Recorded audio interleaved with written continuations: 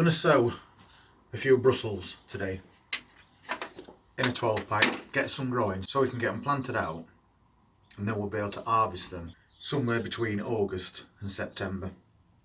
But we're not planting just the ordinary variety of Brussels. This one's called early half tall, which basically means what it says on the packet.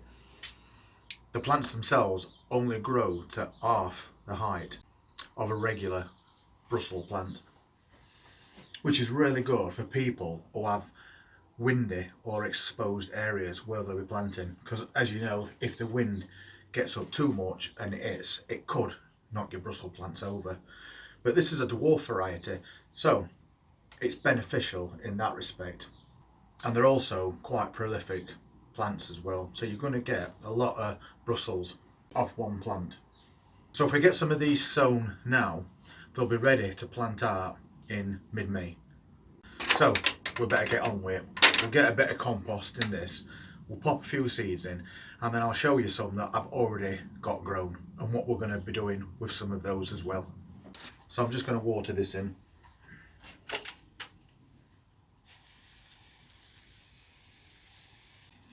So I'll just get a couple of these seeds out. So as you can see, they are quite small seeds.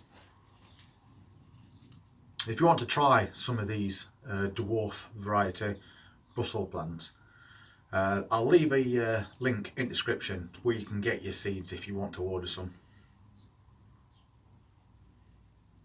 So we've got quite small seeds, and we're just going to make a slight dent in this soil. Not too deep. We want these to come up as soon as we can.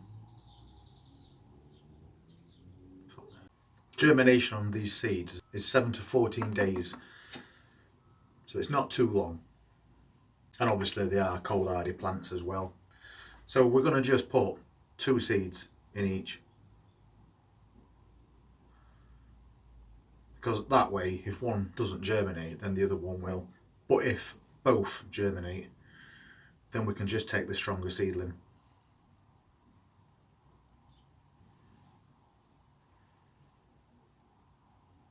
So we've got 2 in each in there, and then we'll just lightly cover it. I always use this when I'm covering up really small seeds, especially things like lettuce and carrots, because it does help them push through a lot easier by giving it such a thin layer of compost on the top. And it doesn't take that long. So I'm just smoothing that over now, just to make sure all those holes are covered. Then we'll just water it again.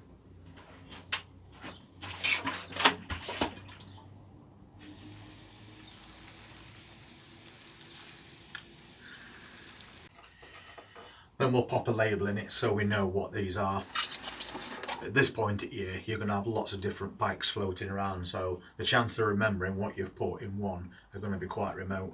And we'll use an old lolly stick because it saves money. And we'll just pop that in, and we're all done. Now let's have a look at these plants that I've already grown. So these are the ones that I've already grown. Quite a decent size, to be fair, and they've not really been growing that long in this pack, and they've also been outside because Brussels are cold hardy, so a bit of a frost wouldn't hurt them. But what we're going to do is, some of these will be going outside in an area that I'm just in the process of clearing, but I'm not going to do that just yet. What I am going to do is, because these are a dwarf variety of Brussels, I'm going to put one in a container for a container garden. But we're going to start it off in a pot this size, not a huge pot,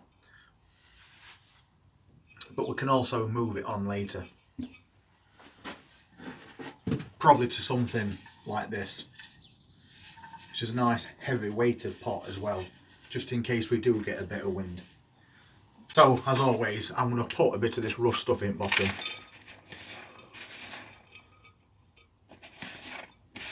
because that's also going to give it better drainage. and then we'll top it off with some finer compost.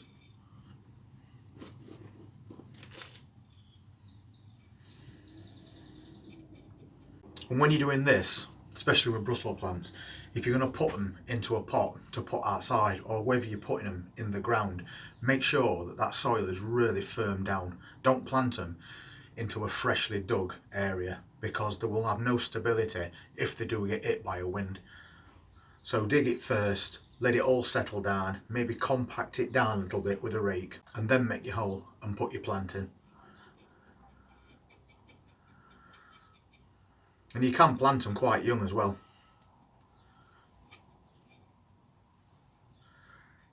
They say that if you plant a Brussels plant while it's still quite small, it gets a stronger root system straight off the bat, which anchors that plant better against any pending winds. So we filled this up and we're getting a bit of a tap down just to firm it all down a little bit. But obviously it's not going to be stayed in this pot. It's going to be moved on to somewhere bigger. But I'm going to put it in this for now, and I'm going to leave it in the greenhouse to try and bring on that growth a bit more. With it being just a few degrees warmer in here than it is outside. And again, we'll water this in as well.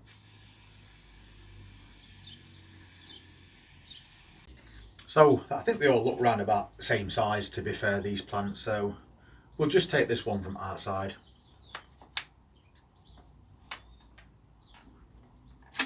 And you can see that plug has got quite a few roots on it already, even though it's only quite small. Now we just need to make an hole big enough, right in the centre. And this piece of wood's not far outside of that. So we'll just go central. And even though we've compacted this down, we still need to make the hole deep. You always want to plant your brassicas deep. And as a general rule, I plant right up to that V. If I bury these leaves, it doesn't really matter, because they're just the first leaves. These are the leaves that we care about, the true leaves. So we'll pop it in here and we're going to push it right inside.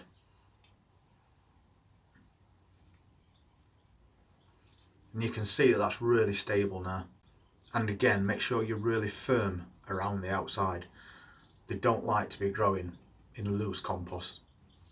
So we've got this little early half tall Brussels set up in this pot. As I said, we're going to leave it in greenhouse, let it grow on a little bit, and then we'll transfer it into something like this when we take it outside. And when we do take it outside, we're going to have to find some sort of a protection for it because of the cabbage white butterfly. A cabbage white butterfly lands on any brassica and it will lay eggs on the leaves, especially the underside, which will then turn into caterpillars, which will basically devastate your plant. So we've got to keep those butterflies off all as brassicas. So we'll keep these growing on for an extra couple of weeks so, and then we'll get them outside and we'll make some kind of protection outside obviously as well for these plants, because we want to get as good a harvest as we possibly can. Anyway, thanks for watching that video, and we'll keep a check on progress of this one in pot. And if you want to see what happens once we move it out into the container garden and what sort of protection we actually set up for it, then just hit that subscribe button and then press that notifications bell, and I'll see you on the next video. You all take care.